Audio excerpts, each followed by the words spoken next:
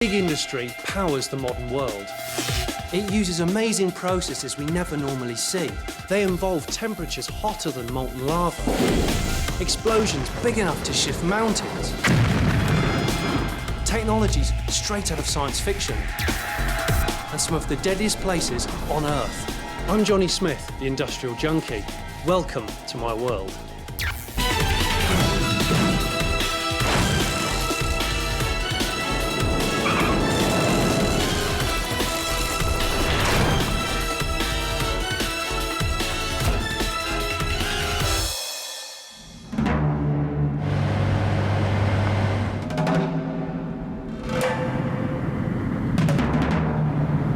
Trucks. They're big, they're brash, and they're brilliant. Trucks are the lifeblood of industry. These monsters haul raw materials to factories and distribute finished products around the globe. We take them for granted, but don't underestimate a truck. The technology that built it is truly awesome. These 60-ton beasts can cost up to 400,000 euros. I'm going to see how they're built, tested to the point of destruction, and most importantly, driven.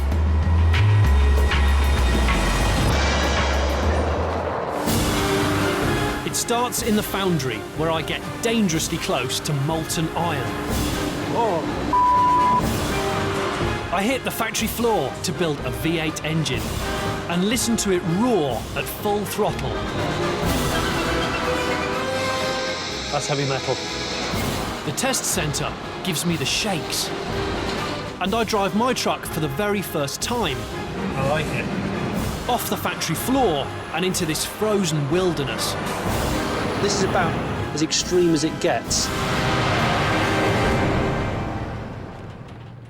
This is Sweden, where they build some of the world's most advanced trucks.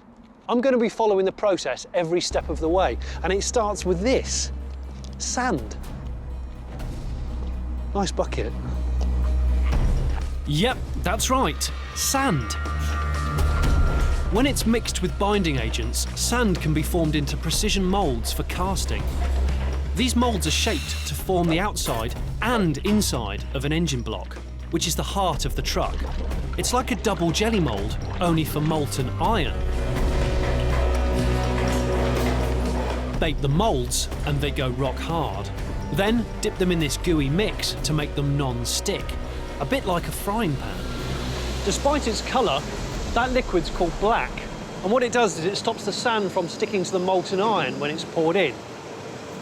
Once the mould is dry, and it's dried by a gigantic microwave oven, it's then ready for some metal.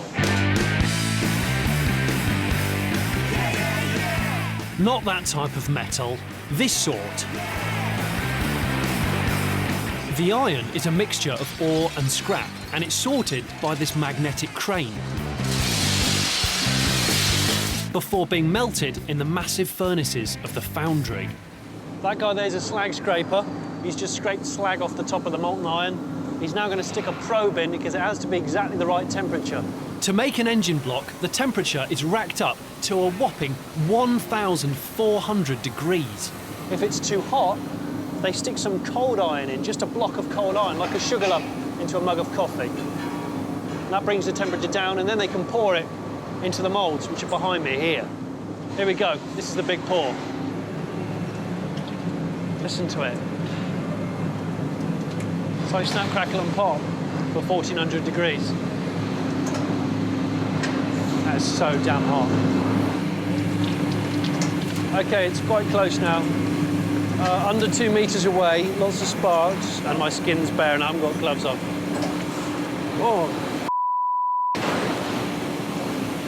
It's molten iron. Inside each of those are the moulds. The giant buckets pouring the molten iron into the moulds. And when they're left to cool, you've got yourself an engine block. So, our iron has come out of the mould and it's now cooling down. But next we've got to get all of that sand out of it. And that's where this machine here comes in. It's a giant shaker. The violent vibration breaks up the sand moulds inside the block, so the sand can flow out, leaving a fully formed engine that's just a bit rough around the edges. Next, the hot engine parts are removed by this massive robotic manipulator. This is clever, because it imitates the movements of the bloke operating it. Wonder what happens when he scratches his head. This is the beginning of the carcass of the engine. The rough cast as it comes out. You notice it's very rough finish because it's got that texture of sand, and all the edges now need to be machined down, which is all done by robots before they can put the bearings in, the pistons, the conrods, the crank, all the other parts that will make the engine turn, fire and propel a lorry. But this is the start of it. This is like the skeleton.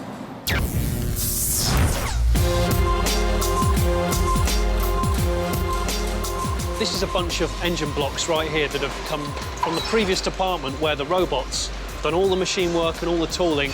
This is bare, there's no moving components in it, and it's just about to start its life on the conveyor belt where the rest of the assembly is going to take place. It's beautiful. That screen up there is showing the machine doing the first step of the journey. As soon as it goes onto that conveyor belt here, that engine goes into that capsule there and has its birth certificate stamped on the side of it, its very own ID number. And from there on, they can track the engine, they know exactly what spec it is, who's ordered it, where it's going, what power it is, how many cylinders it's got, and everything else. The assembly line, where all the parts are added to the engine block, is moving slowly forwards along conveyors. It only stops moving at the end of the day or when something goes wrong. Nearly all the work putting the engines together is done by people, but everything is controlled by computers. There's a bit of a Big Brother feeling about this place. I mean, everything is timed down to the last second. All these workstations around me have exactly 3 minutes and 10 seconds to perform their task on the production line. And that LED sign up there shows you the status of what's going on at the moment. It's like a dashboard of a car. Right. I'm going to test whether this system really is idiot-proof. First thing we have to do is scan in the barcode. That barcode translates to the serial number on the engine block. The computer can then tell you exactly what measurements this engine needs. And Jimmy here is putting the finishing touches to the engines, and he's going to let me have a go at adjusting the cylinders. Well, Jimmy, what are you doing right here? You can see on the screen here, it shows which cylinder to adjust. So cylinder number 4. Yeah. And then it's green to say it's good. Yes. Then it shows next one. Then you go on to the number 2. Cylinder number 2. Can I do the last one? Sure. Okay, we're on cylinder number 1. We put it down. This one here. Yeah. Right. Okay. And you just open it. You have to open. Open it like that. Yeah. Have I mucked it up? No. Hang on. There. Okay. Wrong way. Wrong way, right. The clock's ticking. I'm going to have to call for help, I think. Yeah. Oh dear, it's going badly. I'm about to bring the whole production line to a grinding halt. Right. If you're a bit slow like me and you get into a spot of bother, you can tug a cord above your head like that. Which is a bit like my nana at home. She's got one in the bathroom, so if she falls over and breaks her hip, she can tug that and someone comes to save her. It's the same principle on the production line. Despite my incompetence, the team pulls it around and my engine is finished bang on time. It's incredible to think that what was just a lump of metal is now a complete engine with hundreds of moving parts, and it's ready to be fired up. I'm just about to listen to that engine start up. This will be the first ever time this engine's been struck up. We've chosen a V8 for its oral pleasure, if you excuse me. So if I press play now, this is going to strike up. 2 seconds. It's starting up. It's turning over. It's getting diesel. That's great. It's the first time it's ever started up. This V8 has a capacity of 16 litres, more than 8 times the size of your average family car's engine. Feels like we're in a sound studio recording a new album. But the album just happens to be a V8 behind a piece of glass. Awesome. It only seems a couple of hours ago that I was playing around with a big pile of sand, and now I've made a complete engine that actually runs, and it'll power a truck for hundreds of thousands of kilometres. So my engine is ready to roll. Next up, I'll be doing all sorts of horrible things to bits of metal, fixing my engine to some wheels and turning it into a truck, and then thrashing it within an inch of its life in the Arctic.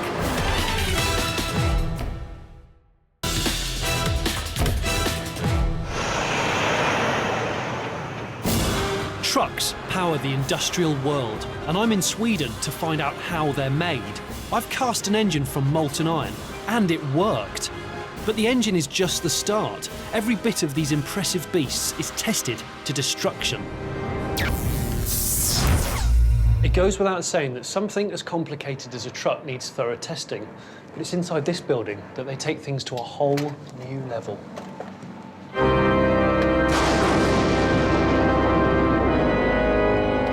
This is a truck torture chamber, and it's where the mad professors of the lorry industry kill stuff.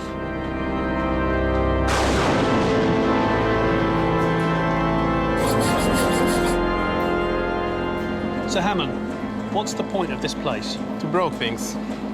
Right, OK. So you're a professional destroyer of parts? Yes, that's what I do here, and I love it. Well, I can see that. I mean, I'm standing right next to a crankshaft being bent to within an inch of its life, next to another one, and another one over there. But there is a point to all this metal torture, and that's to test how much stress and strain the components of a truck can withstand before they break.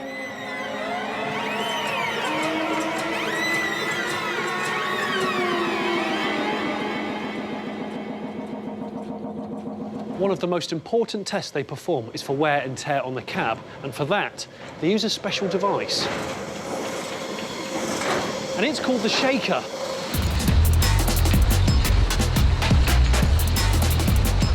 This machine can replicate in a matter of days the amount of pounding a lorry would take in its entire lifetime. And as if that wasn't bad enough punishment, they've gone and painted the damn thing pink.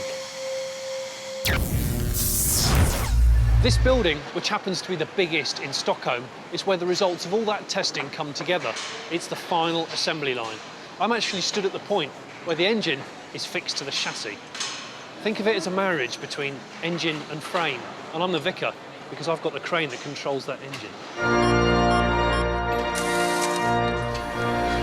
A straight six, but with its transmission like that, that's 1.5 tons. That's the medium one. So we've got to lower it down so it can be lined up with its engine mounts. This is the propeller drive shaft here, which goes into the gearbox to drive the back wheels. This production line can churn out up to 60 trucks a day. But the really impressive thing is that each and every one is custom built, and we're going to follow the whole process from beginning to end. As we move along the production line, there are certain parts fitted to every truck, like the battery, the exhaust system over there, front bumper, and a cab step. But there's something else as well, somewhere to sit. And that's where this comes in. It's the cab. It's just starting to look like a real truck now.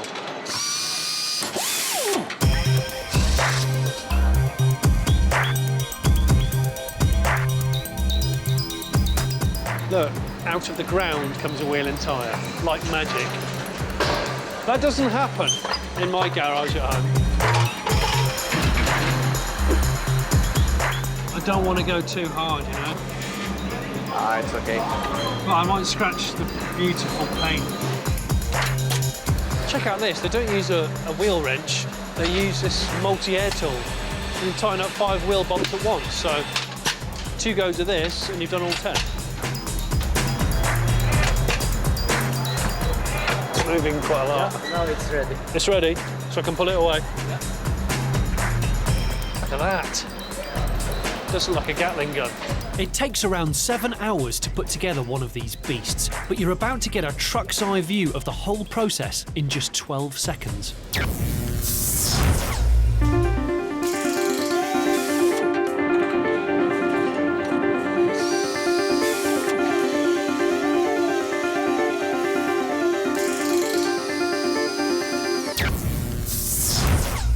After all that work, the truck gets to the end of the production line and it's finished. There's only one thing left to do, and that's drive it.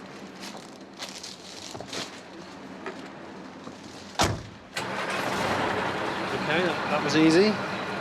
Got a throttle. Where's the brake? Right, never driven one before. We're rolling.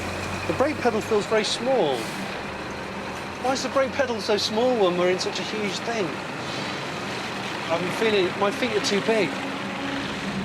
This is the first time anyone's ever driven this truck. I like it.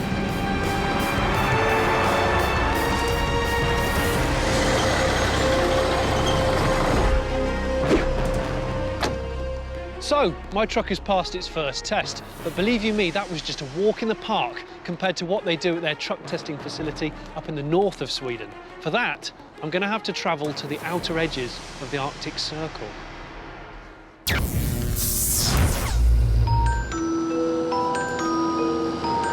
Hello.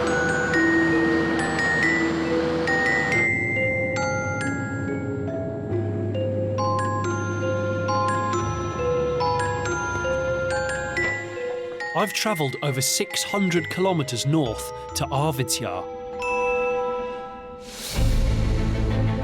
Conditions don't get much more extreme than this. It's minus 21 degrees. Nasty, but the perfect place to find out if trucks can stand the cold. And that's why they come here every winter for the ultimate fitness test. For the first test, we're going to make a truck dance on ice. Because of their high centre of gravity, trucks risk tipping over if they have to suddenly swerve. This truck has an electronic stability program, or ESP, which stops it losing traction. Peter, the test driver, is going to violently swerve the truck from side to side to test the ESP on sheet ice. With me in it, I love my job. Right. The truck doesn't lose grip, or as soon as it does lose grip, the ESP's cutting Fuel, cutting fuel, and also brakes to reduce the velocity. So a similar system to a car, but the difference with a truck is it's a heavier, higher, more dangerous beast.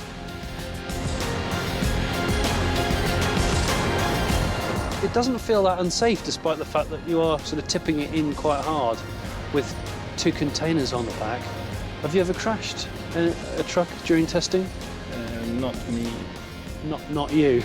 The truck is covered in sensors that record every movement to send back to the factory for analysis by the truck professors.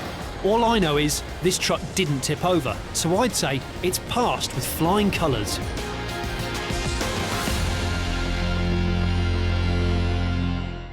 The next day, there's more testing and more ice road trucking.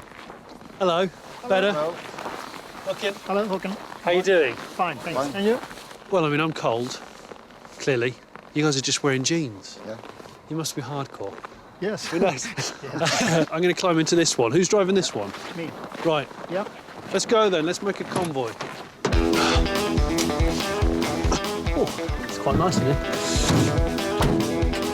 We're going to do a convoy test. I've decided to get rid of my beanie hat because truckers don't really wear beanies. I've swapped it for a cap instead. More appropriate, I thought. The lead truck throws up a massive snow spray which sticks and freezes to the truck behind. It can add up to 8 tons to the weight of the truck and causes all sorts of problems. You can get things like snow and ice packing onto the front of the lorry, which then causes the engine to sometimes malfunction. It can block the radiator, it can block the air intake. The brakes can get packed with ice and cold.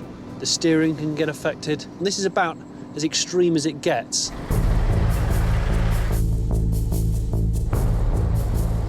Now, how close are we going to be tailgating?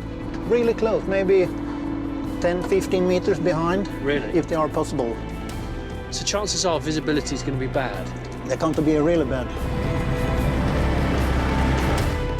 You're not scared? I actually can't see much at all. You can't quite see where the banks are and where the main road is. It's a little bit tricksy, so It is, and how fast are we going? 60 kilometers. It's fast enough. When the road and visibility are this bad. The onboard computers will reveal how the build-up of snow and ice is affecting the truck. All the information gathered on these runs is used to make the truck stronger and safer in sub-zero temperatures. And it's funny to think that somewhere in the world, someone is doing the opposite of all this, in extreme heat. Right, well, the test run's over. We've climbed out to inspect what's happened, and just look at the underneath of the truck. I can't believe how much the ice just forms on everything. We haven't even done a particularly long journey. Look at the back.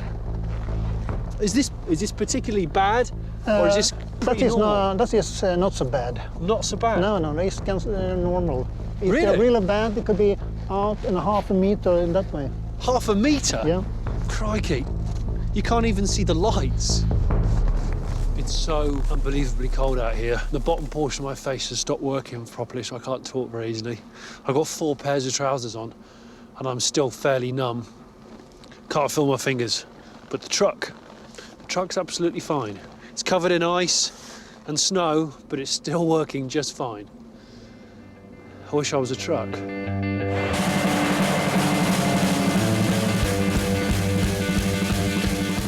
Testing in the Arctic is all about creating the worst-case scenario to see if the trucks can cope. Amazingly, they can, which is good, because without trucks, industry would grind to a halt. They really are serious bits of kit. And I promise I will never, ever curse them again next time I get stuck behind one on the motorway.